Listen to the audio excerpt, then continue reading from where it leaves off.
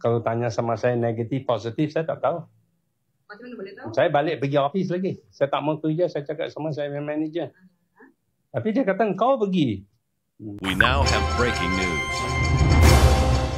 P. Ramlee mula bekerja di studio Malay Film Production pada pertengahan tahun 1948.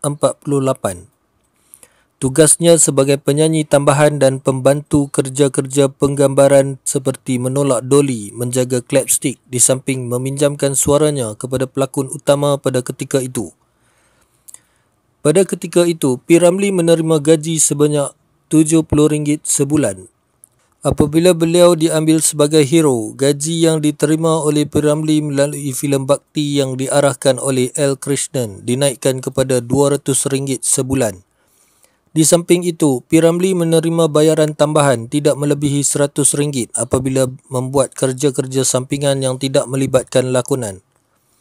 Selepas berlakon di dalam filem Juwita pada tahun 1951, gajinya meningkat kepada RM250 sebulan.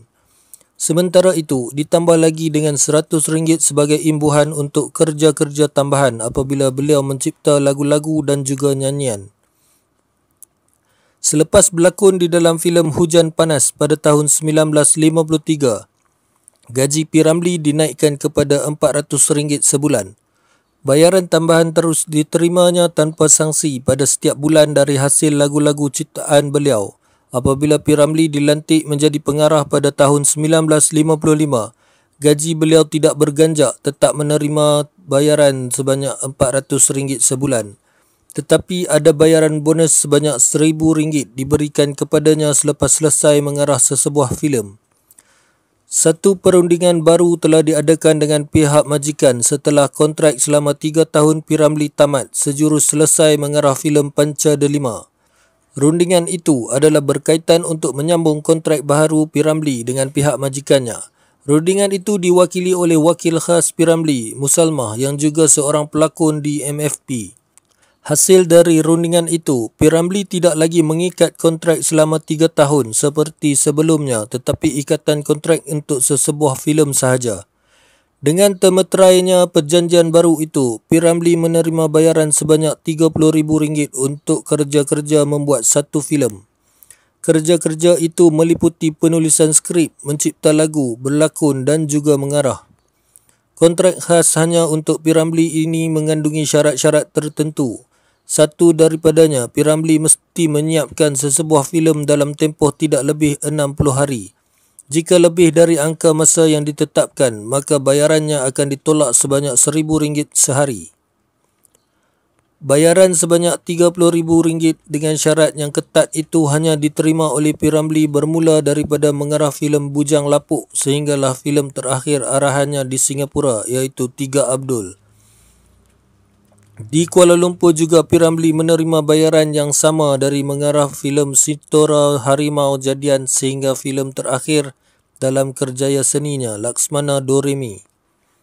Jika gaji P. Ramlee ketika mengarah filem terakhirnya, Laksmana Doremi, juga sebanyak RM30,000, bagaimana dengan kenyataan sesetengah pihak mengatakan P. Ramlee hidup susah ketika akhir hayatnya? Belanja sesuatu filem itu diterketkan. Satu filem. Kira-kira dia, itu jam saya punya tempoh, saya fikir mau dekat 160 atau 70,000. 170,000. One complete picture. Masuk bayaran semua, pengarah, pelakon semua. Dia ada two kind of expenses. One is direct and one indirect. Semua combine semua. About 160,000. Itu satu filem yang ya, satu filem. Bagaimana pula belanja satu bulan untuk pelakonnya lah, gaji, kerja-kerja semua tu? Berapa sebenarnya keluarkan belanja satu bulan? That will be around about 65 to 70,000. 1 month. That includes the direct and indirect, you know. Direct mean, itu direct kata itu duit belanja itu bayar cash. Itu indirect, kita salary semua, ini pelakon punya salary semua kan, campur juga sama. Kalau campur sini berapa tu? 170 or 100, ya itu satu gambar lah 170, 160 to Tak, ini 170. kalau gaji pekerja-pekerja. Gaji is about 60,000 lah. Tapi kalau gaji 60,000 tak ada pergi satu gambar dah. Kita satu kali kita bikin 3 gambar. So we apportion that $60,000 to 3 pictures. That we call indirect. Jadi, setahu saya ya, filem Melayu dulu semua black and white. Hitam. Ya, black and white. Ya. Cuma ada 2 saja filem, Raja Bersiung dengan No. The first picture we made was Hang Tuah in color. Color dengan Raja And then, Bersiung. followed another picture, Reboot. Jadi first picture was Hang Tuah. Hang Tuah. Second picture was this Reboot. Jadi saya nak tahu ya, filem color mahal ya, Mr. Kwek. Ya, kalau mahal. Tapi dekat dalam ini Reboot kita bikin bukan ini apa, itu apa, give out negative color punya kita bikin. Itu berapa bulan? Tapi kalau kita bikin itu color itu jam, kita dekat laboratory, kita dekat studio tak ada itu apa itu, dia punya processing machine semua kita tak ada. Kita bisa hantar pergi London itu jam. Especially bila kita bikin itu Hang Tuah. Dia punya ongkos lagi tinggi. Ingat? Ya, wah. Banyaklah dia punya color picture satu tu, ini apa, semua sekali itu Hang Tuah kita bikin, dia punya modal saya fikir kita bayar mau dekat 300,000. The most expensive picture we made that Hang Tuah in color. Bukan Raja Bersiung.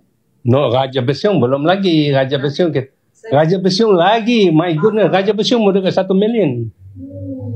Yeah. Very expensive. Balik modal tak? Yeah.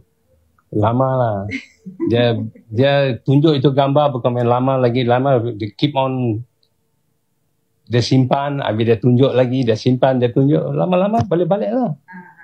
Sebagai pengurus ya, Mr. Kwek ya, tentu Mr. Kwek tahu gaji-gaji pengarah-pengarah masa dulu lah ya. Boleh beritahu gaji-gaji pengarah kita masa dulu? Pengarah dulu.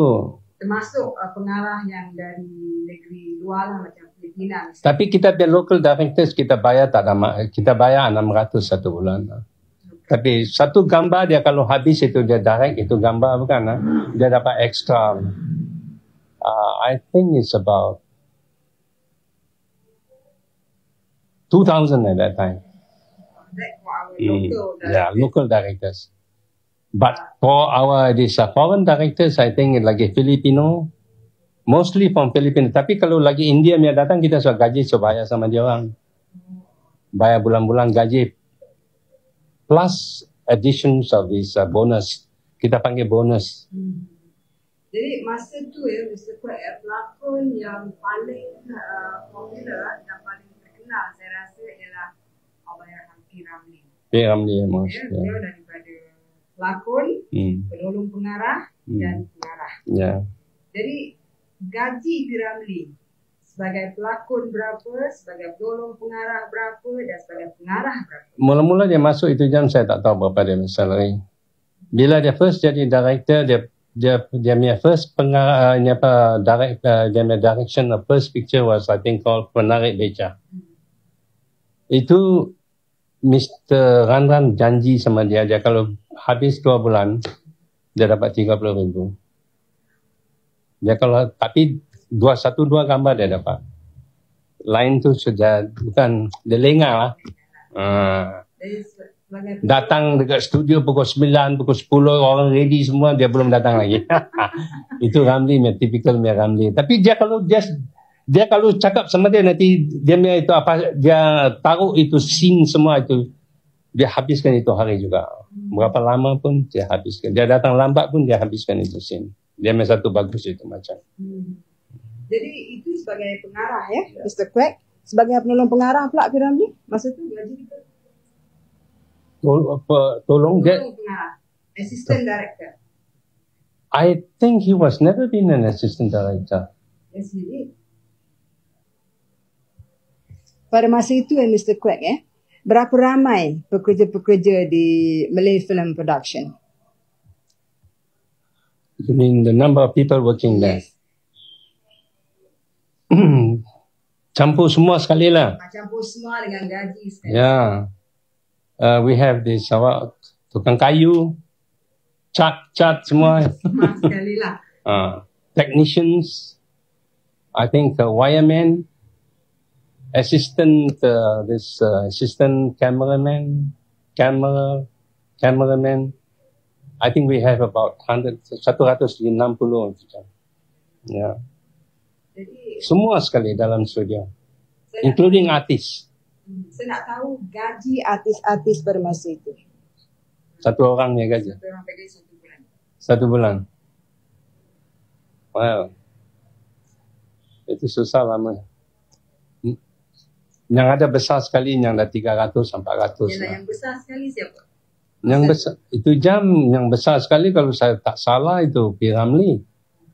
Dia bila dia tak ada pengarah itu jam tak ada bikin apa gambar, dia dapat terima itu 600 saja. Oh, paling tinggi 600. Ya, 600. Paling rendah? Kalau baru-baru masuknya rendah semua, so berapa lama dia orang gaji sudah tinggi lah. At least is about 300 lebih semua dapat. Tapi don't forget, dia orang bila main satu gambar, dia orang dapat additional bonus. Berapa? Yang ada 600. Macam Sadia dapat lebih. Sarima semua dapat lebih. Mr. Quek seorang bangsa asing ya. Kemudian Mr. Quek bercampur gaul dengan bintang-bintang filem di Shaw Brothers sana ya.